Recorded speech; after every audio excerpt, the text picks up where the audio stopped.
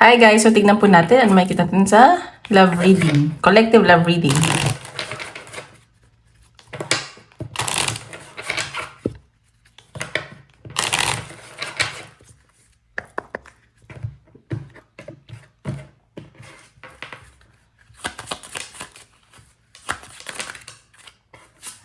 Okay, shadow work. So nakikita ko dito yung iba sa inyo, may mga wino-workout para sa sarili. Gusto mo pag-isa.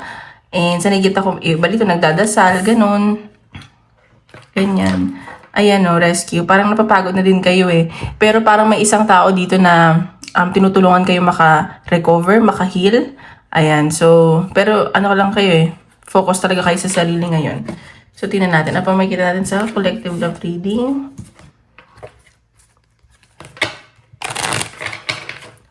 Love reading ng collective.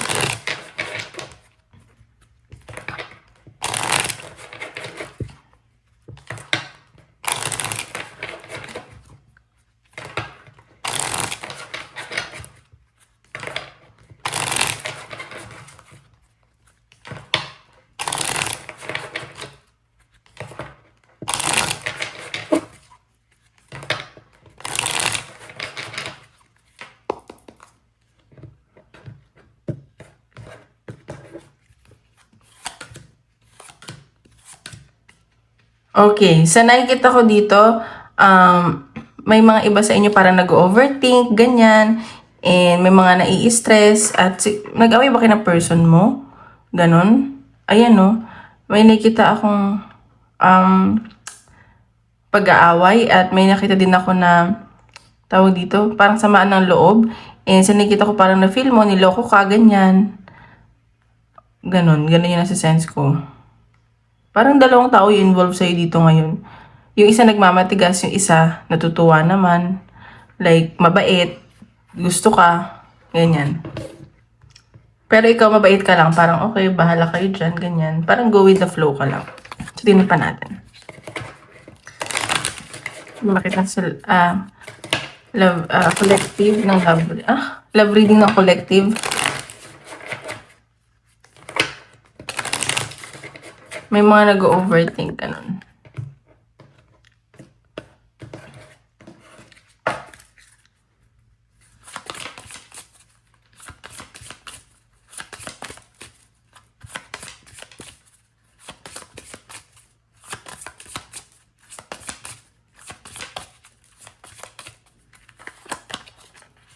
Okay, ayan. Sa nakikita ko dito, mas focus kayo sa sarili nyo, sa kaperahan nyo, may mga pinag-aaralan kayo. May iba dito siguro gusto ulit pag-aral at gusto may mga matutunan pa, ganun. May nakita ko may marireveal na secret dito sa connection nyo ng person mo. Ganun. Parang iba naman nagpapaka-misteryoso. Tignan natin. Sa reading ng collective, ano pa pong ipapakita?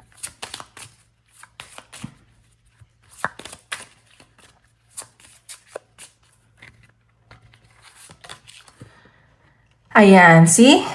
Sabi ko sa inyo, iba gusto lang mapag-isa, ganyan. May mga nag-isolate dito. And sa nakikita ko, parang pinapairal yung ego. May mga nalulungkot, ganun. Or bakit yung person mo, pinapairal niya yung pride niya, yung ego niya. Ganun. Ito natin. Parang bahala na malungkot, basta. Ayan. So, may nakita akong new beginning at pagbabago sa inyo. May transformation. And baka magbago yung connection nyo, ganyan. Or kayo, magkakaroon kayo ng new beginning ng person mo. Ayan. So, meron dito. Nakita ko may bagong tao talaga na pumapasok sa buhay mo. Siguro, kaibigan mo to, nagiging supportive siya, ganun. Mapagkakatiwalaan mo to. And sa nakita ko, loyal tong taong to sa'yo. Alam mo yun, loyal siya. Tingnan pa natin. Oops.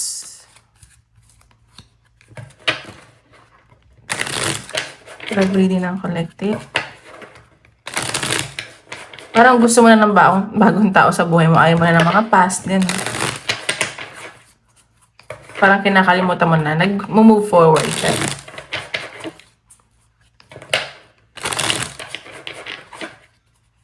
Guys, paalala lang po, hindi po lahat makaka-resonate. So, take what resonate and leave what doesn't, okay?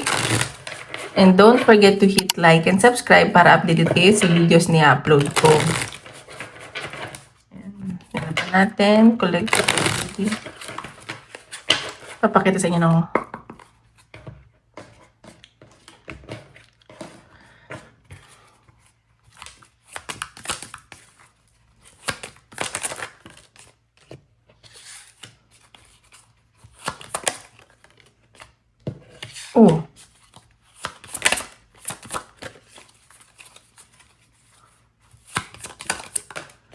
Okay, ayan. So, sa nakikita ko dito, mahal niya na may isa't isa ng person mo. May selusan kasi nangyayari eh. May possessiveness akong nasa-sense. Parang gusto ng person mo sa kanya ka lang or ikaw, ganun. Eh, nakikita ko, meron dito na parang hindi nagpapakatotoo. Like, iba yung pinapakita niya sa'yo sa talagang nararamdaman niya o kung sino talaga siya. So, nakikita ko, may partnership. Baka makapag-usap kayo nito. And makikita ko na mag-usap kayo about differences, ganun. Like, pag-uusapan nyo ano ba dapat baguhin or ganyan. And may possessiveness ako nakikita. Nakikita ko mga isa't isa. Ayan, no. May mamatigas lang dito. Ayan. May possessive akong nasa-sense. And yung iba dito gusto mo pag-isa, iniisip-isip ka ng taong to. And may nakikita akong celebration. May abundance din sa inyo. Ayan no, 6 of Wands. Namimiss ka nitong taong to. May success ako. Baka mag-usap kayo. Give it a time. So, tingnan pa natin. Pang ipapakita. So, connection niya ng person mo.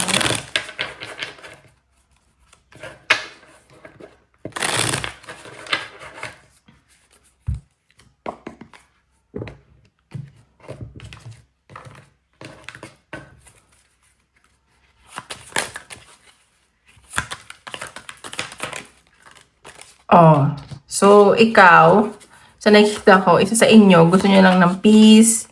Parang nagre-relax ka lang kayo. Parang, yun nga, go with the flow, hinahayaan nyo lang. Ayan, may mga nag-aaral dito. Like, marami pa kayong natututunan. Siguro, mas focus kayo sa kaperahan ninyo. Ayan, may nakikita akong good news. Baka i-message ka ng person mo. And sa nakikita ko, parang maso-surprise ka dito, parang hindi mo inaasahan, ganun. Siguro may pinag-aaralan tong person mo. Pinag-aaralan niya paano mag-approach sa'yo, ganyan. Sa nakikita ko, may good news na paparating. Baka i-message ka. Ayan. Like, maso-surprise ka, parang hindi mo inaasahan to. Siguro hayaan mo lang. Ganun pag manifestation. Isipin, mag-manifest ka, tas let it go. Ganun yun. Ganun na, para mag-work yung manifestation, saving. And baka about din to sa career niya or kaperahan niya, ganyan. So, ayun yung nakikita ko. So, tingnan pa natin. Ano yung nafe-feel sa'yo ng person mo. Tago natin to. Nafe-feel sa'yo ng person mo.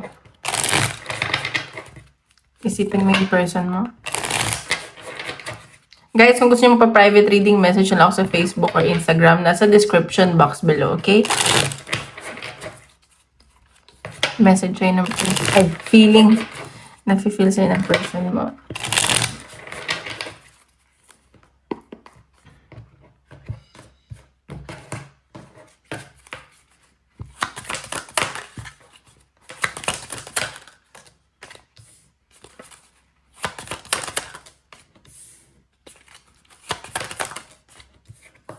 Uhu.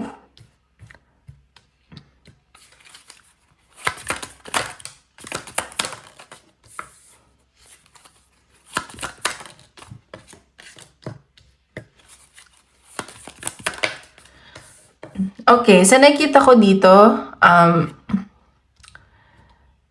gustong-gusto ko nitong taong to. Pero may mga complication lang sa side niya and dun yung conflict. Gustong-gusto ka, they like you a lot. Pero nakikita ko dito, stuck siya sa situation nyo. At nahihirapan siya, namimiss ka niya. Namimiss niya yung mga pinagsamahan nyo. And sorry ha, parang iniisip ka rin niya, bawal ko kasi sabihin dito kapag nag-ano siya, ganyan. Basta pag pinagnanasaan, ganon. And so nakita ko gusto niya i-heal, pero hindi niya kaya. Hindi niya kayang i-let go. Hindi kanya kayang kalimutan. Nagmamatigas to And so nakita ko, hindi kasi niya priority yung relationship ngayon, ganyan. Pero may nakita akong pagbabago para sa inyo. May mga tinatago to sa'yo. Hindi niya sinasabi sa'yo yung totoong nararamdaman niya. Ayan, ginagamit niya yung utak niya, mas nagpapakatalino siya. Pero, girl or boy, hindi to makatulog kakaisip sa'yo. Gusto niya mag-offer sa'yo. Ini-stalk ka lang nito. As in, napupuya to kakaisip sa'yo. Kung napapanaginipan mo yun, it means iniisip ka niya. Nagmamatigas siya Hayaan niyo siya. Ayun. Yun yung nasa sense ko. So, tingnan pa natin. Pampapakita sa nararamdaman sa'yo ng person.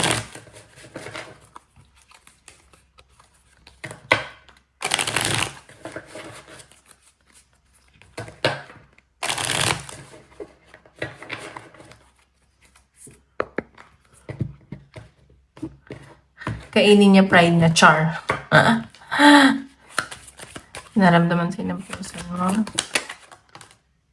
Ayan nagsisisi to. Naramdam. Oops.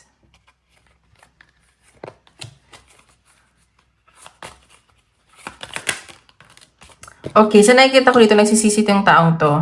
Mga ginawa niya sa'yo or may mga sinabi siya.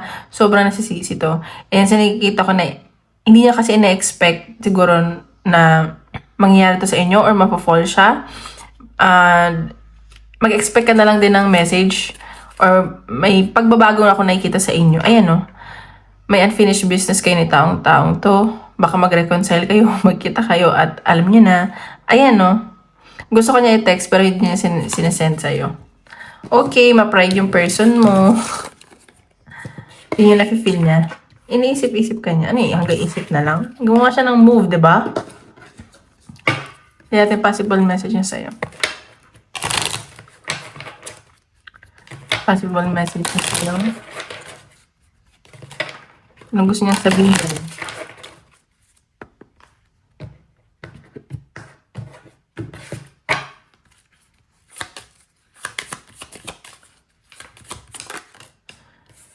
I know I was a distraction from your pain. Parang siguro iniisip niya na ano ba, ginamit mo lang siya, ganun. Tinatarin. Sometimes I stay awake thinking about you. Hindi to makatulog tao to kakaisip sa'yo. Siguro hinihil mo siya, hinihil ka niya, hinihil mo siya. You were the best thing in my life. Ayan, sinasabi ko sa inyo Iniisip-isip ka, gusto ka nito, parang ikaw yung nakapagpahil sa kanya, and na-appreciate ka naman niya, ma-pride lang, I knew exactly what I was doing. Siguro, alam niya, yun yung makakabest sa inyo. I hid who I really am from you. So, yun sabi ko nga, diba kanina, may mga hindi nagpapakatotoo. Hindi niya pinapakita kung sino talaga siya. Kasi baka hindi mo siya matanggap.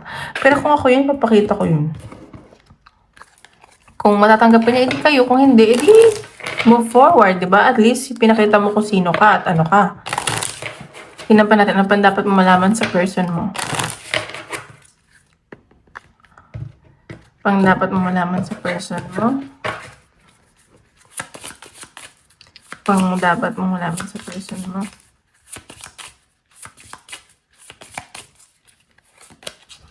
O baka ang kadil nyo is fire sign, Aries, Leon, Sagittarius, or sa Big 3 na yun. Big 4. Alam mo na guys, dapat pala, tinitignan nyo yung Venus sign niyo kasi yun yung yung compatibility. Sabi ng astrologer ko, dapat Venus sign. Yan natin. Ano pa dapat mong malaman sa person mo? Open up your heart. It will help you attract more love. So, ayan. So, ikaw, magpakatotoo ka lang daw. We don't chase, we attract. Like, maging mabait ka lang. Huwag ka mag-ana ng sama ng loob, ganyan. Or dapat yun ang gawin ng person mo. Mas lalo kanyang yun minamahal kung pag nagpapakatotoo ka See? ini-spy ka lang nito, ini-stalk ka nito.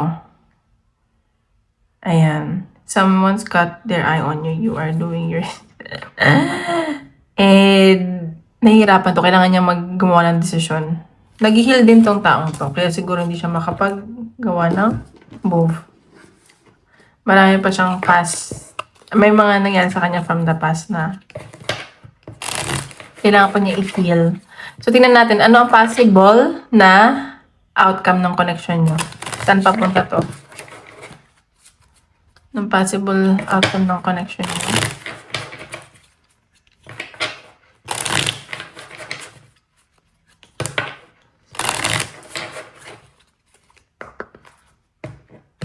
The possible outcome ng connection niya.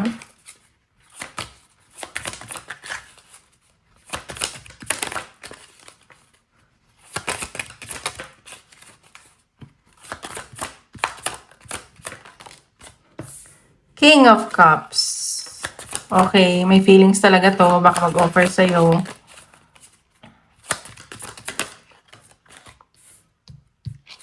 May binabalanse talaga tong tao to. Ooh.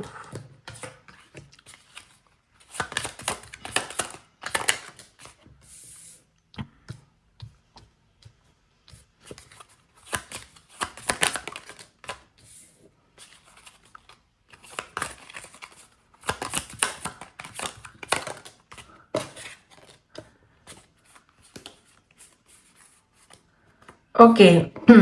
Possible outcome, nakikita ko, mahal ka talaga nitong taong to. May gusto siya sa'yo. Baka mag-offer to sa'yo, pero sa nakikita ko, maguguluhan ka. Kailangan mo balansehin. Kasi focus ka sa career mo, sa kaperahan mo. And sa nakikita ko, parang may wini-wish ka dito na matutupad. And maguguluhan ka kasi marami kang priorities. And marami din na-attract sa'yo, marami mong papapansin. And sa nakikita ko, mag-heal ka, maka-move forward ka. Sa nakikita ko, mahal nyo na may isa't isa, overflowing yung blessings na nakikita ko na paparating sa'yo. At may pag-travel din, so baka magkita kayo, ganyan, may movement, ayan. So baka ipapafeel niya sa'yo na mahal ka na niya. Ayun lang, may mga tinatago lang talaga siya sa'yo. Hindi to nagpapakatotoo. Siguro, hindi okay yung finances niya. And it's about yun yung kinakatakot niya. Baka hindi siya makapag-provide sa'yo, ganyan. Yun yung nasa-sense ko. It's about finances yung tinatago niya. Well, hopefully na in time, mag-open up siya sa'yo. Ganun. Maano ka dito, matutuwa ka. Ganun yung nasa-sense ko. Parang babaliktad yung sitwasyon. So, tingnan natin.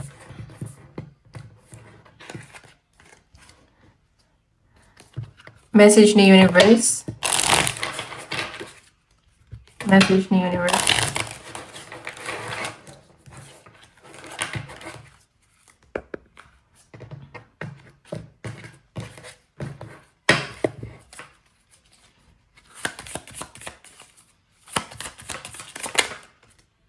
This is a long-term solution. So, sinasabi dito kapag siguro hindi siya ganun kadali, pero kapag naayos, magiging pang long-term. Alam mo yung pang long-term yung yung connection nyo, ganun.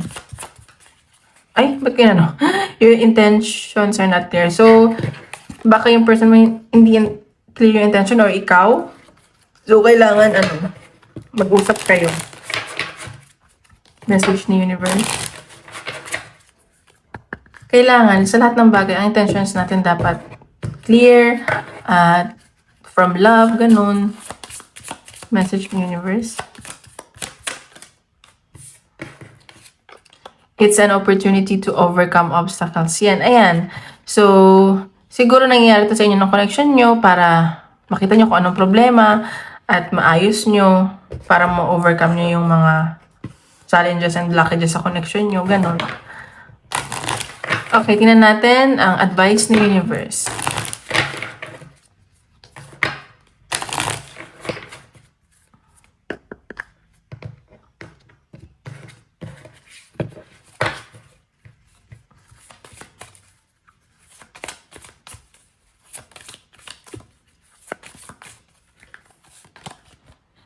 Swim away from this situation. So, sinasabi dito, kung hindi ka naman masaya or parang sa tingin mo hindi ka naman magiging maayos, i-let go mo na. Ganon. I-let go mo na. Ayan, slow down and celebrate yourself. Sinasabi dito na maghinay-hinay-hinay ka sa mga desisyon mo. Focus sa sarili. At ma-attract mo yung tamang tao at tamang love para sa'yo. Okay, isip ka ng question. Tingnan natin anong sasagot ng universe.